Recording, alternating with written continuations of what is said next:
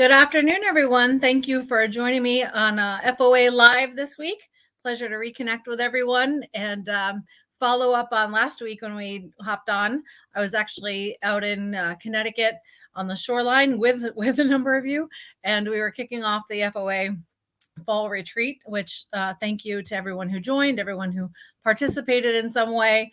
The feedback has been tremendous, and we're looking forward to already scheduling that for next year. So really that was so much fun and great, and connecting with all of you for the last couple of weeks to talk about all of the things we have going on at FOA. I am standing in this time for Rush as well. He'll be rejoining us next week. If you've been following the social media posts at all, you'll know that Rush has actually been out connecting with a number of families and really helping to launch our global efforts with the community. He's been in Singapore for a couple of family office events and for Formula One.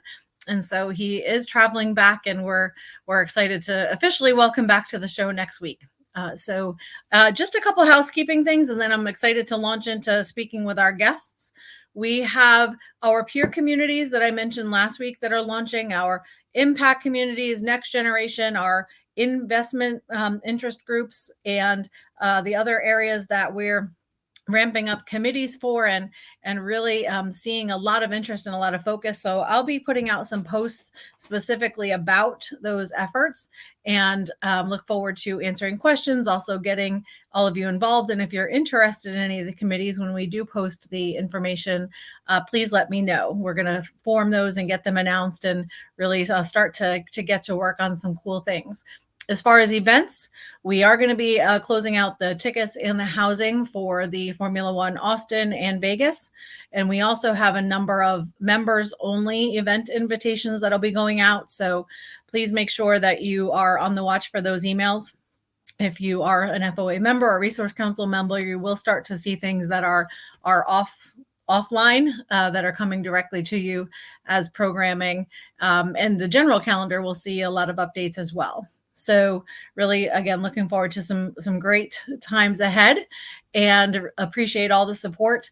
If you are an FOA member or Resource Council member, you also are going to see that we're going to be launching some office hours and some recurring member and Resource Council meetings, so that we get information to all of you as quickly as possible, get updates made, and keep everybody informed. So with that, I want to let me say, Linda Hamilton, welcome. Super excited to see you on, and to get to see you a little bit in New York. That was a lot of fun at the New York Fashion Show. And we'll connect with a lot more of you as we go to Kansas City next week. And then we're in California, we're back in New York. And soon we'll be looking at Miami and Austin and Vegas as well. So number of good spots ahead. Today, I am thrilled. We have two really great guests. First, I'm going to be welcoming Brian King to the show. Brian is founder and CEO at Lotus Markets, and you've probably been seeing all of his social posts, and he's been on a number of news spots recently. And I have had the pleasure of knowing Brian for some time now. And so it's a privilege to have him join us in just a moment. And then following that, we'll be talking about the Stanford Emergence Program, and we'll be launching into a conversation about some great events coming up there. And we'll get to welcome our next guest to the show, Karina. Karina, I also got to spend some time with last week. And so you'll be today's a treat. So very excited. And with that, I'm going to welcome Brian King in. Hi, Jennifer. Hey, Brian, how are you? Good afternoon, and thank you for hopping on. Absolutely. Thank you so much for having me. And before we jump in, I just want to say what an amazing job you guys did hosting the event last week in Connecticut. It was incredible. Love being part of FOA. Thank you very much. Thank you for traveling in and for the time. And I know you were among the people who had some travel hassles, and you juggled a number of things to get there. So really a privilege to have you. And I know there was so much sharing that you did with everyone, and follow-ups we have. So thank you. And congratulations again on the coverage you're getting and the success stories, and excited to have you share this with us today. Awesome. Thank you so much. So for those, I know a number of the individuals on know your story, but if we could start from why Lotus and how that came about, and I know that delves into your background, which we'd love to talk about as well. Yeah, so sure. At a very high level, Lotus Markets, we're an exchange for alternative investments. I spent most of my career in the exchange world. So for some people might know of an exchange called BATS Exchange. BATS was started in the mid 2000s, and I was fortunate to be able to be part of that early startup team. I was able to move over to London and was the first person on the ground to start building BATS Europe. And today, I think that's the largest exchange in Europe. We were ultimately acquired by Chicago Board of Options, and then I moved over to the New York Stock Exchange, was there for about 5 years. So I've spent my whole career building marketplaces and running it for new asset classes. But this was something that was near and dear to my heart. So being able to launch a marketplace for alternatives. So think of alternatives, anything that's not traditionally traded on an exchange. So we do a lot of real estate transactions. We do a lot of, I think that's probably the lion's share of it, but we also do private credit, and we do things like energy related funds as well. And what are some of the advantages? I've had the pleasure, thank you, of having this conversation with you, and it's been very helpful to understand what are the benefits for a company to think about being part of, or an investor to be part of the Lotus community. Yeah, so I mean, again, think about alternative investments. The biggest thing with alternatives is that historically they've been considered to be illiquid. One of the benefits of something that's illiquid is oftentimes it doesn't correlate to the stock market, right? So when the stock market goes up, it doesn't necessarily impact alternatives. When it goes down, same thing. So a lot of times people find that investing in alternatives, usually the more affluent the individual is, the more likely they're invested in alternative investments. But also institutions are largely investing in. What we've seen is this new trend that's occurring where largely institutions were the ones that drove all of the investments in alternative investments. But in recent years, we've seen more individuals start to do that. And so more products and more people are creating opportunities and avenues for individuals to be able to invest in it. And the more retail you get along that individual investor chain, the more important liquidity becomes.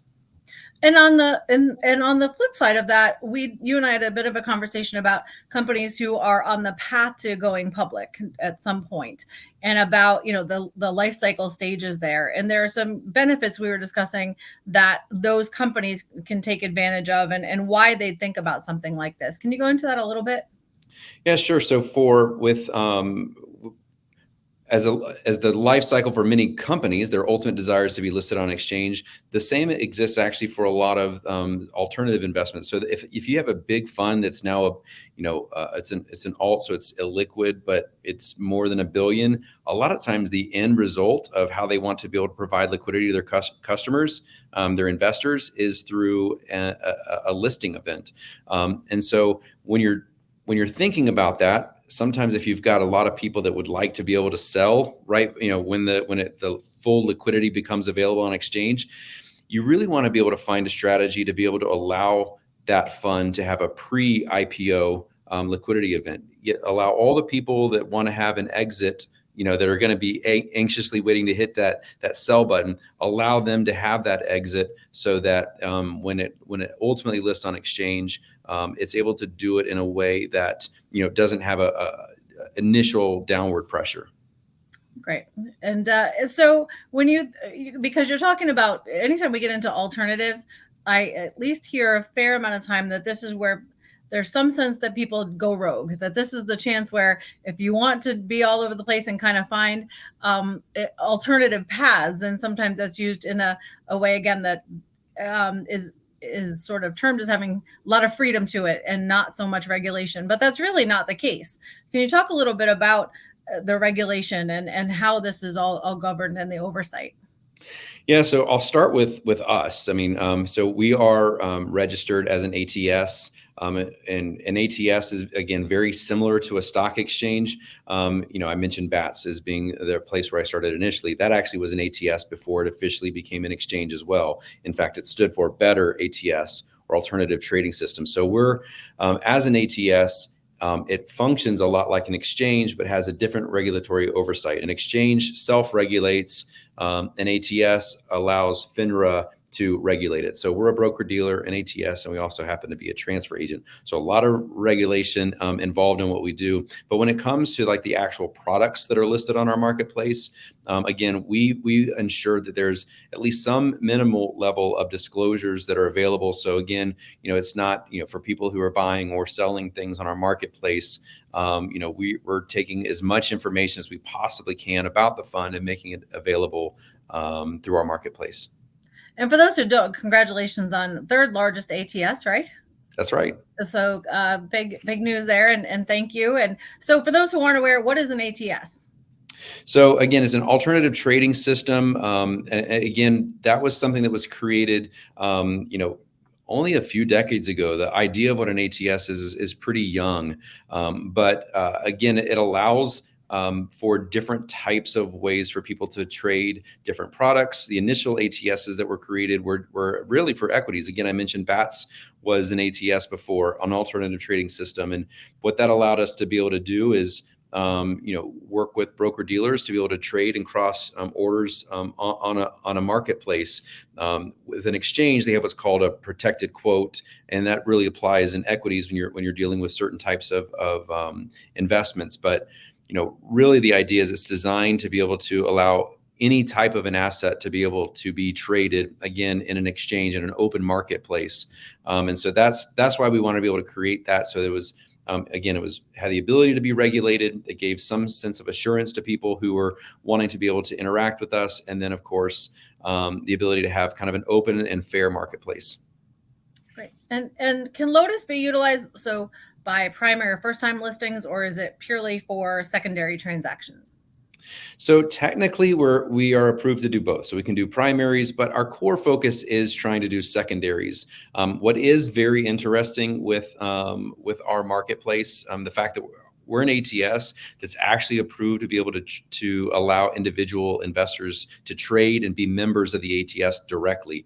That's very unusual. So that's a kind of a special class. So what that allows you to do is you don't have to have a broker dealer that sits as an intermediary with you. You can actually be a buyer or a seller. And that's where we've actually recently started to see a big increase in the amount of family offices that are participating, particularly as buyers. I would say most of the activity that we have from family offices are buyers, but we also see that sometimes they're LPs in certain deals and they're looking for an exit because maybe there's another opportunity that they want to take advantage of. And so they're able to kind of cross those trades on our marketplace as well. And I think it came up in a recent conversation that's a moment where for some going through an unanticipated life change or some other things may trigger that involvement as well. And so that does raise, a healthy market obviously has a really well vetted counterparty. So what is the right profile on both sides for a Lotus Markets relationship? I will say again, most of the buy side are for us are highly affluent individuals. All the way up to institutions. So we have some insurance companies, we have some private equity funds, secondaries funds that are active buyers on our marketplace. We're also starting to see a lot of RIAs that are, their clients are already buying some of these assets. So why wouldn't I be able to buy more of it, potentially at a discount? And I will say, for the most part, when you're looking at alternatives, there is a liquidity discount so that, it could range anywhere from 3% discount to a 10% discount. And for some things that are like maybe not in good shape products, you might even find it at a deeper discount than that.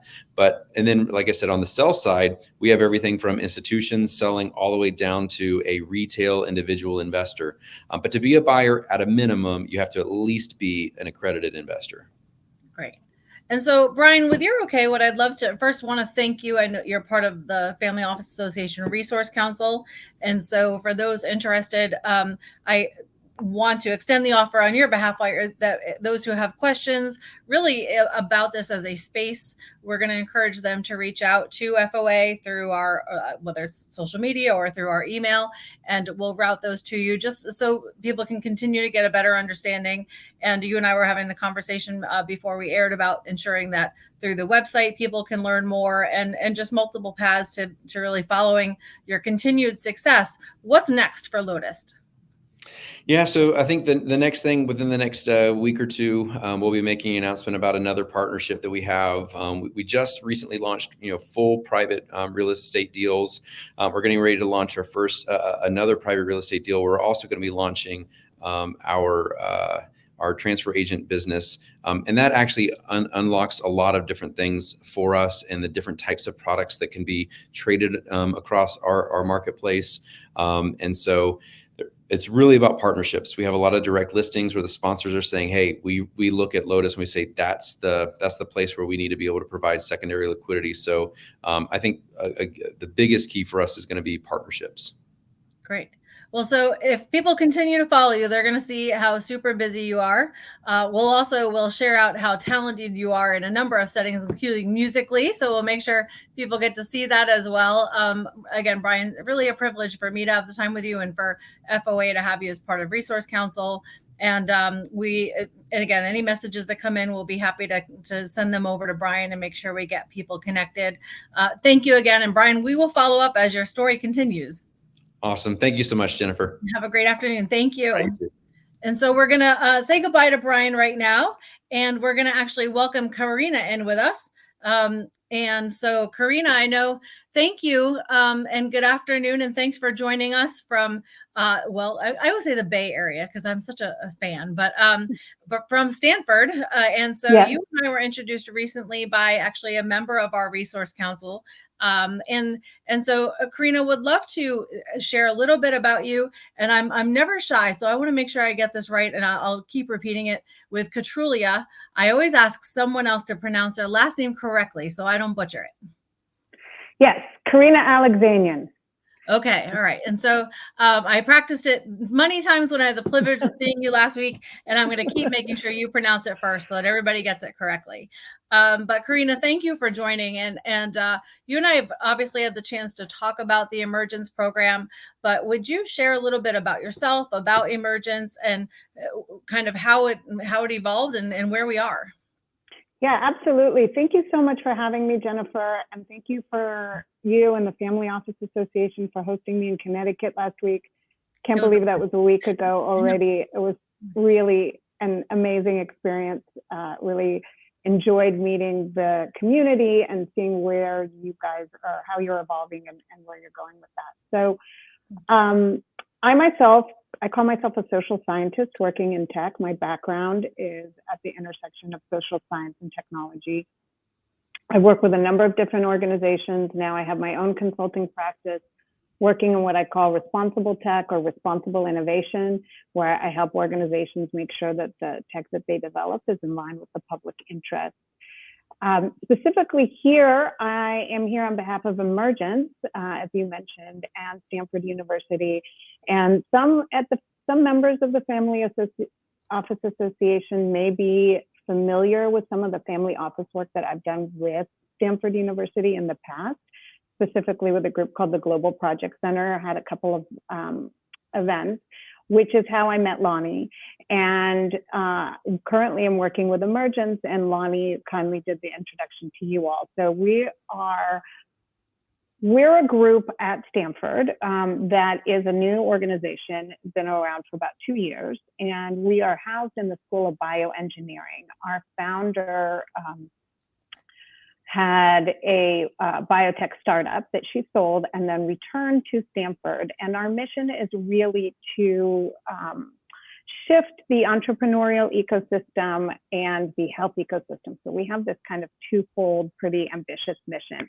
And our focus is on impact entrepreneurship. So entrepreneurship that has a positive social impact. And our focus on health is very broad and includes individual health and societal health and planetary health, and really looking at preventative measures. And so what we do at Emergence is we have coursework that we offer to Stanford students. We have an accelerator that is right now has Stanford students creating startups that have a social impact component. We're also launching an accelerator with faculty, because we've had faculty come to us with some interest in this space. And I personally am really working on ways to get family office community involved. And the reason behind that is, on one hand, because we really feel that private capital has a very huge potential for positive social impact. And so we'd love to build our relationships with the family office community more broadly. And specifically, we are launching a executive education course for family office members that is will be held this fall, and I can share information for everybody, but it's going to be held in October 19th through 22nd, and it's focused on impact entrepreneurship and impact investing. And that's a 3-day course that does a deep dive, and it brings together the Stanford community, Stanford thought leaders, Stanford faculty, impact entrepreneurs, people in the VC community, into this kind of 3-day deep dive and introduction into impact entrepreneurship and impact investing. And that was a lot. there is a lot, and congratulations. And we'll make sure we share out both on the social media posts, but also on the site. I know you have a PDF available for people to take a look at, so we can make sure we share that out as well.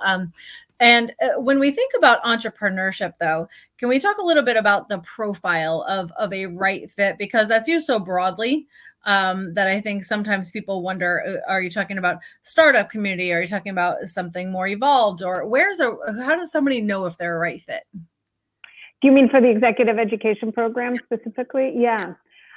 I got a message that said the connection is gone. Yeah. Can people hear in general? Can we get I wasn't getting any other messages that were gone, but let's see. I'm going to ping our group and see if they're hearing. I'm not sure. We just keep going just in case. We'll get it for the recording. We're gonna, and any breaks we'll edit out. But Karina, we'll keep going and we'll make sure it's live. Sure. Yeah. So the profile. That's a really good question about the profile of the right fit. So this is the first time that we're launching this. We're piloting this fall, and I have the kind of people that have expressed interest in the program and want to participate. I'm seeing kind of 2 different types, and I just want to say that we're keeping the program small, maxing it out at 30 people because we really want to create a tailored experience. So the first group is what I'd like to call the impact curious. So these are people that are kind of next gen, in the next gen category. They have wealth or are going to be inheriting wealth and are really thinking about how they can make a difference with what they have, the capital that they have, and whether that is through philanthropy and maybe some alternatives to philanthropy. And so this would give them an introduction to what impact investing would look like. And then in terms of impact entrepreneurship, maybe they are interested in doing a startup, but more likely they will be investing in startups. And this kind of behind the scenes sort of looking at what the process of creating a startup and the elements of it educates them in the right questions to ask and the right things to look for when they're doing the vetting. So that's kind of one group. Another group that I've been very pleasantly surprised to interact with are people that are actually really already active in this space. And they are family members that have done startups or have done impact work. And they have a lot of offering, like insight and experience to offer as well. So I definitely will be carving out in the agenda for the executive education time for the participants to talk to and learn from each other, because that's really kind of a very big part of what we're trying to create here is a safe space for people from a similar community to be able to talk to and learn from each other. And what is the successful outcome of this for a family, for Stanford? I know family members get a certificate as they come out of this. And obviously the opportunity to connect with other families. And I'd imagine that part of the reason for this is not unlike as a community, we focus on bringing family members together because of the immense support system for the families, but also the enormous ability for this as a community to do good and to really make a solid impact in terms of time and resources, and just the raise all ships that the family office community can provide as a push for these efforts. What, as somebody leaves the program, what are the next steps? What can they do?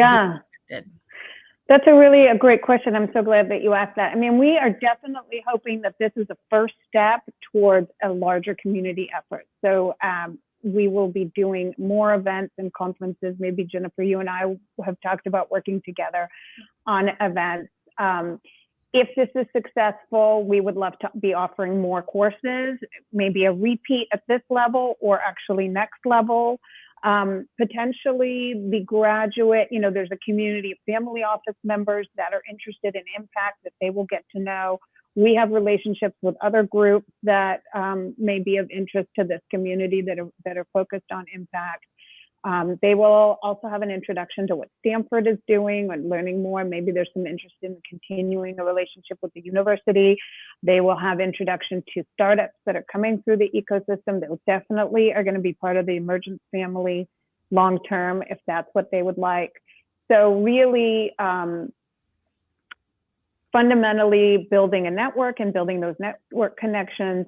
And then also, a chance to potentially really make an impact either through investing in some of the startups that come through our accelerator or investing in emergence overall. And, if there's an interest in being part of emergence at a more deeper level, that's another conversation we'd love to have.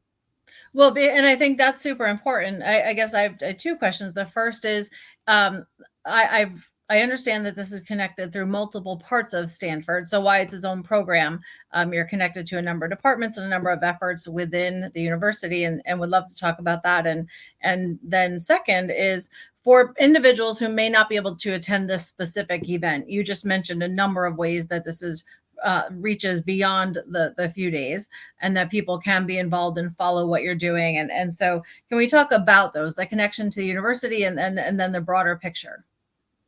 Yeah, that's a good question. So we are not the only startup accelerator on campus. There are others. There are entrepreneurship groups on campus. There are philanthropy groups on campus. There are social impact groups on campus. We have this very specific kind of Venn diagram in niche of impact entrepreneurship. So for-profit companies that are making a social impact and a good and are benefiting society. And we definitely are very collaborative. We have ties with the Graduate School of Business, the School of Sustainability, the School of Medicine. We work across the university. Anyone who's interested in learning more should just email me, honestly. I'm happy to keep those conversations going. And we have an annual conference that we are definitely doing in the spring, and then the rest of our calendar is also coming together. So there will be multiple ways to get involved above and beyond the specific executive education course for October.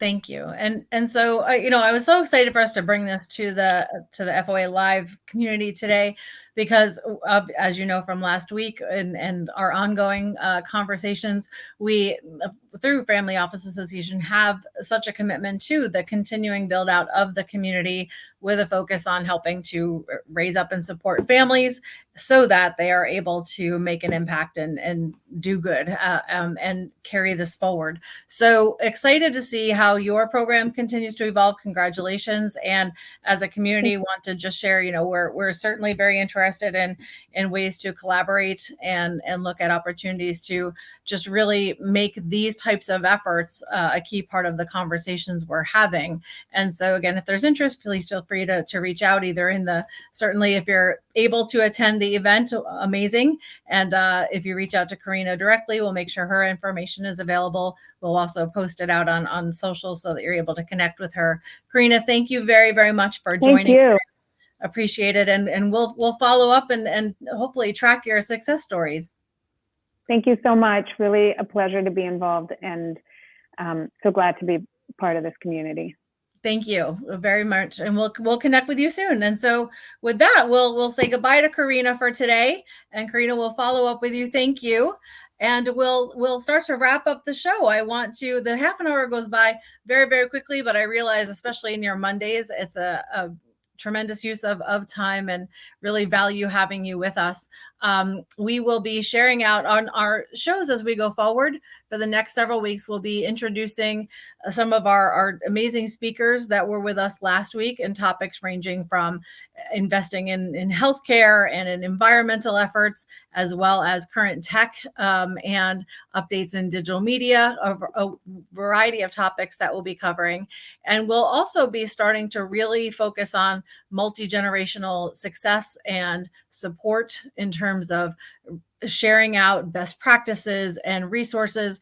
I met yesterday in an event, a family that very, very private, but really looking at how they structure their family best practices. They've had several exit events and suddenly are in that space of needing to make sure they have the right infrastructure and make sure they have access to ongoing learning about best practices, and creating that right support system for their family, but they want to do that in a very private way. And I think while we love those who want to come out to the community and out to events, we also realize that a lot of you are trying to do this in a very discreet and personal way with your families. So we'll be talking about, again, the best practices that families are using, and how we're seeing people continue to evolve technology in terms of procedures, staffing, all of those things in the families, and the ways to build that out that are not necessarily all internal anymore, or all cookie cutter. But we look forward to focusing in on that with you, and again, sharing a number of the upcoming events and adventures that we have going on. Really appreciate all of you joining this week. Thank you very, very much. And we will see you at 2 Eastern next Monday. Have a great week, everyone. Take care.